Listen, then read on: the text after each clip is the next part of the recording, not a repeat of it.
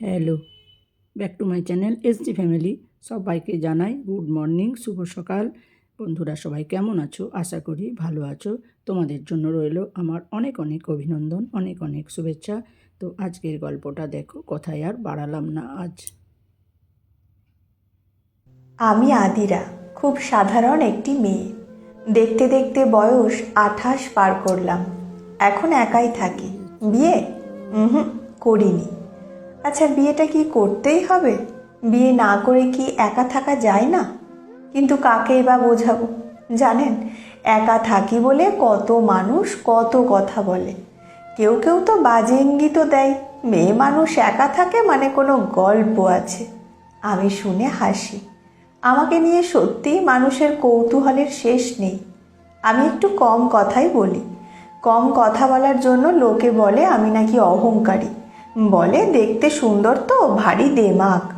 নতুন কারো সাথে পরিচয় হলেই সেই আমাকে জিজ্ঞেস করে, তোমার মতো সুন্দরীর কোনো বয়ফ্রেন্ড নেই? এটা বিশ্বাসই হয় না। কাউকে বিশ্বাস করানোর দায়িত্ব আমার নয়। কে বিশ্বাস করলো আর কে করলো না, সেটা নিয়ে কারোর কিছু যায়ও আসে না। এই তো আজকেরই একটা ঘটনা। আমার থেকে জুনিয়র ছেলেটির সাথে বন্ধুর মতো মিশি। নাম অন্বেষ। খুব কান্নাকাটি করছিল। যে মেয়েটিকে ভালোবাসতো সেই মেয়েটি ওকে ছেড়ে গেছে। সামনের সপ্তাহেই নাকি মেয়েটির বিয়ে। অন্বেষ বলল, জানো আদিরা, আজ একটা ভালো চাকরি থাকলে আমি ওকে আমার করে রাখতে পারতাম, কিন্তু পারলাম না। আমি ওকে 2 বছর সময় চেয়েছিলাম। বলেছিলাম 2 বছরের মধ্যে একটা চাকরি ঠিক পেয়ে যাব। ও আমাকে বিশ্বাস করলো না। বলল, আর কতদিন সময় দেব? বিশ্বাস করো আদিরা, আমি ওকে পাগলের মতো ভালোবাসি। আমি শুধু ওর কথাগুলো মন দিয়েই শুনছিলাম। বিশ্বাস শব্দটা বড় অদ্ভুত। কেউ জোর করে বিশ্বাস করাতে চায়, আবার কেউ মন থেকে বিশ্বাস করতেই পারে না। সত্যি যদি কেউ ভালোবাসে, সে সব সময়েই চাইবে তার কাছের মানুষটাকে সারা জীবন আগলে রাখতে। একটা কথা ভাবি, সত্যিকারের ভালোবাসতে কজন পারে? এই ধরুন না, আমি তো সত্যিই ভালোবেসেছিলাম, তাকে ধরে রাখতে পারলাম কই? জীবন যত সাধারণ, জীবনের গল্পটা ঠিক ততটাই জটিল। তবে জীবন কখনো জটিল হয় না। আমরা জটিল করে তুলি বলেই জীবনটা আর সহজ থাকে না। জীবনটাকে সরল রেখায় চালাতে চাইলেও বুঝি জীবন চলে না।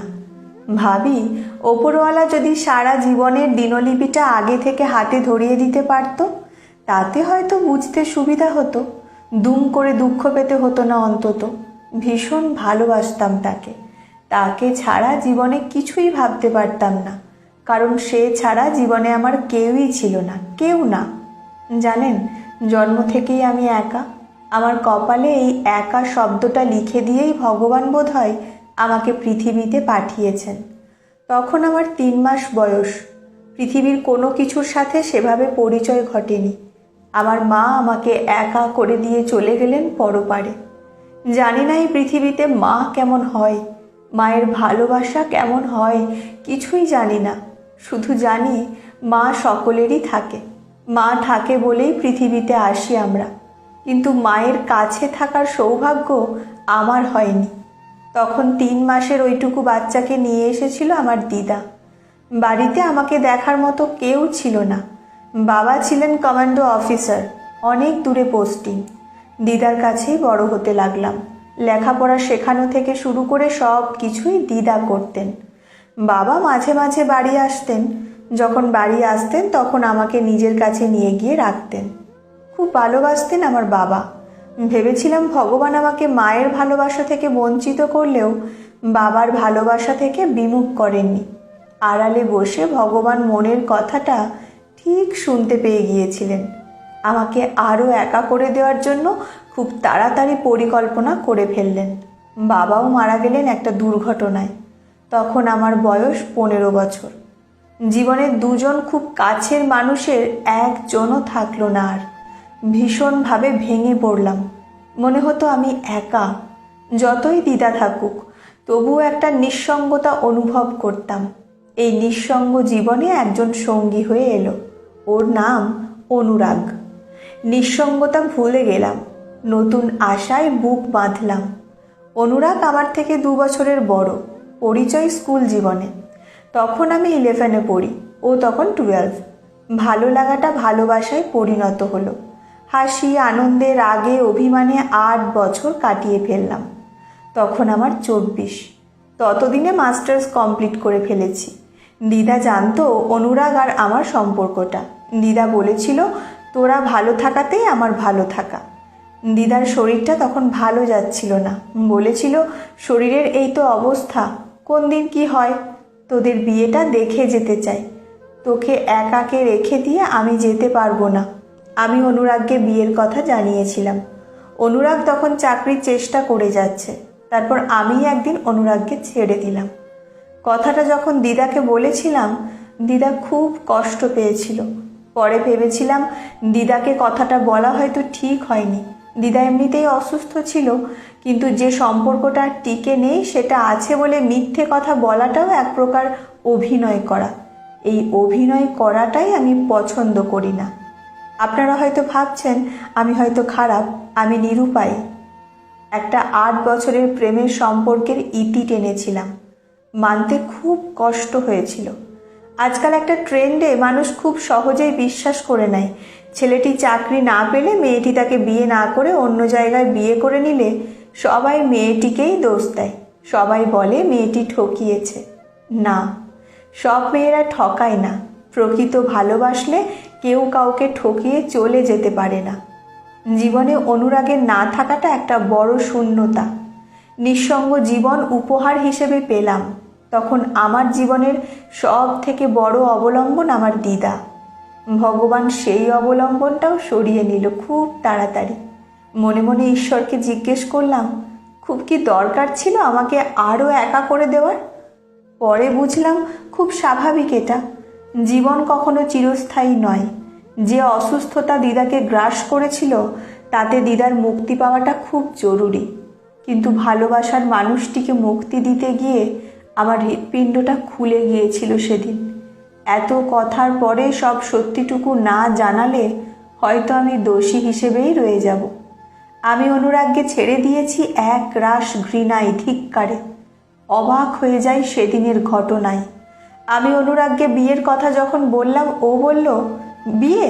অসম্ভব, আমি পারবো না এখন বিয়ে করতে, কারণ বিয়ে করে কি খাওয়াবো। ততদিনে আমি একটা বেসরকারি চাকরি পেয়েছি, হয়তো স্যালারি বেশি নয়। আমি ওকে বললাম, তুমিও আমার মতো একটা এরকম কম বেতনের চাকরি খুঁজতেই তো পারো। যদি বলো ব্যবসা করবে, আমি তোমাকে টাকা দিচ্ছি। জীবন চালাতে অনেক টাকা লাগে না, লাগে ভালোবাসা। শুনে বলল, এক কাজ করো, তোমার তো টাকার অভাব নেই, বাবা মারা যাওয়ার পর মোটা অঙ্কের টাকা পেয়েছো, যা টাকা আছে সেটা আমার নামে করে দাও। তোমার অভিভাবক তো আমি, আর বেসরকারি চাকরির কথা বলছো, ভাবলে কি করে? তোমার মতো ক্লাস হলে বেসরকারিই বলবে।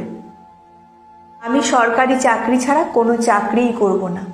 এমন কথা শুনে খারাপ লাগলেও মেনে নিয়ে বললাম, টাকা কি যাতা বলছো? আর আমি তোমার জন্য অপেক্ষা করতে রাজি। আসলে দিদার শরীরটা খারাপ তো, তাই দিদা বলছিল বিয়েটা তাড়াতাড়ি করার জন্য। আমার কথা শুনে অনুরাগ বলল, বেশ, ভেবে দেখছি। পরের দিন অনুরাগ বলল, কিছু কথা আছে তোমার সাথে। আমাকে নিয়ে গেল পার্কে। আমি বললাম, কি এমন কথা বলবে যার জন্য পার্কে ডেকে নিয়ে এলে? ও বলল, একটা অফার দেওয়ার জন্য তোমাকে ডেকেছি। এক কাজ করো, তুমি বিয়েটা অন্য কাউকে করে নাও। যতদিন না চাকরি পাচ্ছি ততদিন তুমি তার কাছে থাকবে। আমি চাকরি পেয়ে গেলে তুমি তাকে ডিভোর্স দিয়ে দেবে, তারপর আমি তোমাকে বিয়ে করে নেব। কি যা তা বলছো? অন্য কাউকে বিয়ে করব মানে? আসলে আমি এখনো সরকারি চাকরি পাইনি। তাতে কি, আমি তোমার জন্য ওয়েট করব যতদিন না চাকরি পাচ্ছ। অতদিন ওয়েট করার দরকার নেই। ভেবে দেখো, তোমাকে এই অফার কেউ দেবে না। জীবনে মজাটাও তো দরকার।